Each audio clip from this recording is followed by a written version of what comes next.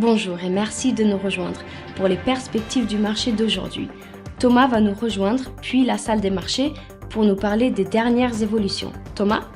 Après la merge, la SEC a essayé de revendiquer des compétences sur toutes les transactions Ethereum. La commission affirme que les nœuds Ethereum sont densément concentrés aux États-Unis, ce qui lui donne cette autorité.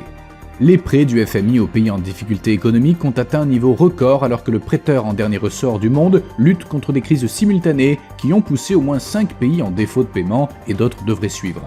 La Banque d'Angleterre va soumettre 8 des principales banques britanniques à des tests de résistance à des scénarios hypothétiques plus graves que la crise financière de 2008, afin de voir si elles peuvent résister à une inflation de 17% et à une hausse des taux d'intérêt de 6%. L'action Microsoft s'est échangée latéralement lors de la dernière session. Selon l'indicateur RSI, nous sommes dans un marché survendu. La dernière session a vu l'euro chuter de 0,7% par rapport au dollar. L'indicateur CCI indique un marché survendu.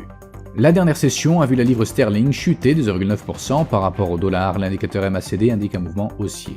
La paire dollar australien, dollar américain s'est effondrée de 1,2% lors de la dernière session. L'indicateur CCI indique un marché survendu. Les commandes de biens durables aux États-Unis seront publiées à 12h30 GMT. Les commandes de biens d'équipement non liés à la défense aux États-Unis à 12h30 GMT. La confiance des consommateurs aux États-Unis à 14h GMT.